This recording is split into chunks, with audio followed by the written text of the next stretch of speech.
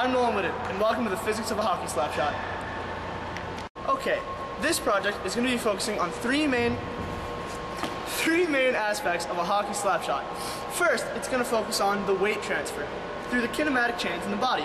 Secondly, it's going to explain the flex of a stick, or kinetic potential energy, or elastic potential energy.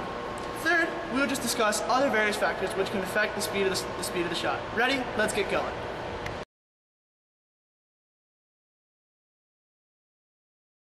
Okay, there are three main types of slap-off shots in hockey. First of all, there's a slap shot. This shot is used by defenders when reporting on blast a nice hard low shot. Net. And when you do it, it looks something like this.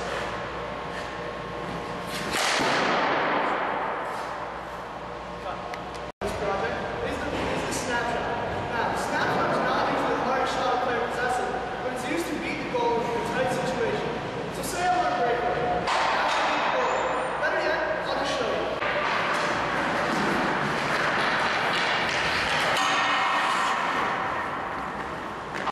And lastly, we'll be looking at the wrist shot. Now, the wrist shot isn't as hard as the slap shot, but it's a little bit harder than the snap shot. The wrist shot is used when you don't have time to wind up for a full-on slap shot, but you also have more time than you need to do a snap shot. Allow me to demonstrate.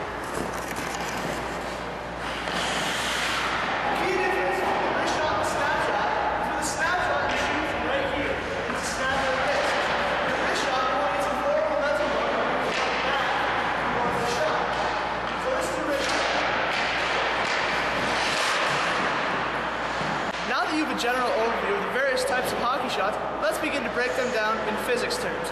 We'll start by looking at the majority of the terms, which are all-encompassing and carry over to all shots. For starters, we'll look at a huge component of every shot, the weight transfer. The weight transfer is essential because it creates forward momentum. Have a look. Now, if I want to get forward momentum, I want to get my body as much mass as I can moving forward. As you all know from physics class, or you should know, force equals mass, which is my body, times acceleration, which is how fast I can get it moving forward. So what this basically means, on the simplest level, is that if you can get the greatest mass moving forward or in the direction of the shot as quickly as possible, you'll get huge velocity. So you may ask yourself, now Nolan, how can I accomplish this? And the first obvious answer is through kinematic chains. Now, a lot of you may not know what that is, but you know what kinematics are, energy that's moving. And the kinematic chains are the linking of muscles and muscle groups in the body that allow energy to be transferred while moving. Now, there are two types of kinetic chains, open chains and closed chains. The one we'll be looking at are closed chains because it's when the distal points are attached to the ground. So right now, my feet are on the ground, making it a closed kinetic chain. However, if I were doing something where my feet were off the ground, if say I were kneeling on a bench, that would be an open kinetic chain because I'm not attached to the ground in any way. So as you should now know, kinetic chains in the body are used to create force, or forward momentum in this case, through the transfer of energy. Now what I want to talk about is where it begins in the body. As you know, force is mass times acceleration, and a higher force leads to a higher velocity on the shot going into the net. So according to the transfer of energy, this is how it should look. Now, the first kinematic chain starts in the back leg. In the back leg, when you swing your arms back, your weight goes back onto this leg. From this leg, you want to transfer the energy forward through the core onto this leg. Simultaneously, the arms come through, creating a flex of the stick. From there, the energy is transferred into the hands, in the stick, and finally onto the puck. So this is what it would look like if this was an episode of Sports Science and this was the super slow-mo.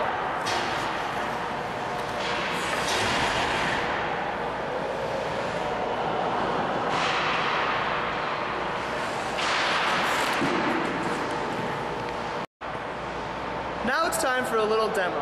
For this next part, I'm going to take 3 slap shots. The first one will have no weight transfer at all. I will just remain where I am and simply use my arms. Second, I will go on to use a slightly good weight transfer where I don't go back very much, but everything goes forward. And then finally, I'll do one in with a good exaggerated weight transfer, and thanks to the use of the radar gun behind the net, we'll be able to see exactly how fast each one goes. Now I'm going to have to ask my mom, or camera lady, to go behind the net so we can film it.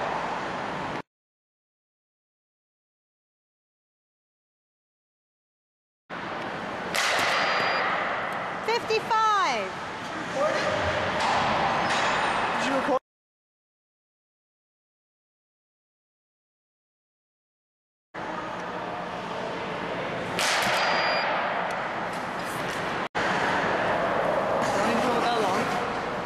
Okay, so with no weight transfer at all, simply using my arms, I registered a 55-mile-an-hour slap shot. Not the greatest, but with just a little bit of weight transfer through the kinematic chains in my legs, I got up to 60. Now let's see what I can do when I actually get some forward momentum going and get some good kinetic chains working and get a lot more velocity.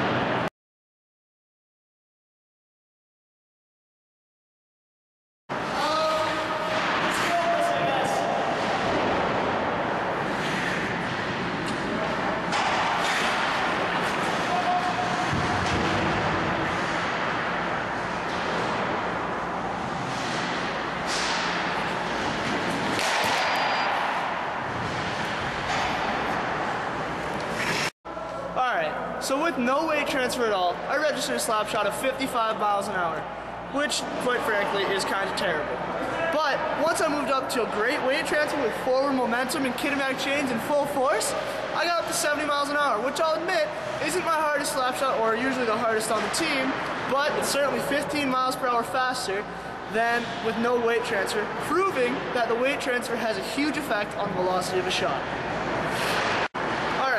Past couple of weeks in class, we've been learning about the different types of energy: kinetic, mechanical, thermal, nuclear, gravitational potential. There's one form of energy which I feel is often overlooked, and quite frankly, I'm offended. That is the elastic potential energy, which applies directly to hockey due to this guy, the hockey stick. Now you may ask yourself how this applies to hockey, and quite frankly, it's simple. When you go to take a slap shot, you want to hit the ice 6 to 12 inches, so half a foot to a full foot behind the puck before you hit the puck. This isn't just simply for fun. This is to make the stick flex and create bow, which if I had a super slow motion camera, I could demonstrate, but I don't. So what I can do is just show you with my hands. Now, when I go like this and apply a force with my bottom hand, pushing down on the stick and pull up with my top hand, you'll notice the stick flexes. That's elastic potential energy. And what that does is after you've created forward momentum and transferred energy, mechanical energy, and kinetic energy, it then becomes transferred through the stick and added to that elastic energy that you create, snapping the puck off your stick and into the back end of that with rocketing velocities. Like I mentioned before, I don't have a slow motion camera, so if I do this with a slap shot, you won't be able to see it. But if I use the snapshot, you might be able to see it. So we're going to do the same thing. We're going to have our camera lady go and film the velocity of this shot. But before she does that, she's going to just get a side view of me taking a snapshot to see if you can see the bow of a stick. Here we go.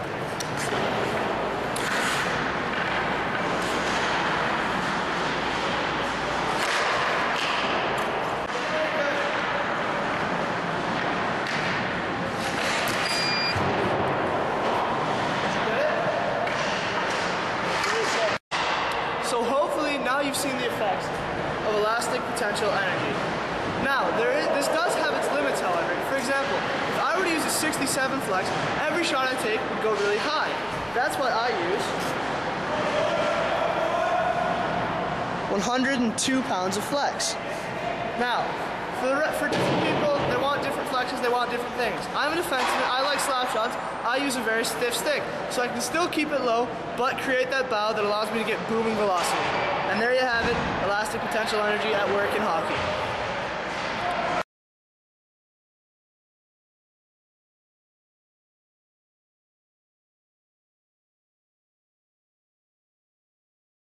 Go ahead. Are you going? Wait, stop. But before she does that, she's gonna just get a side view of me taking a snapshot to see if you can see the bow of a stick. Here we go.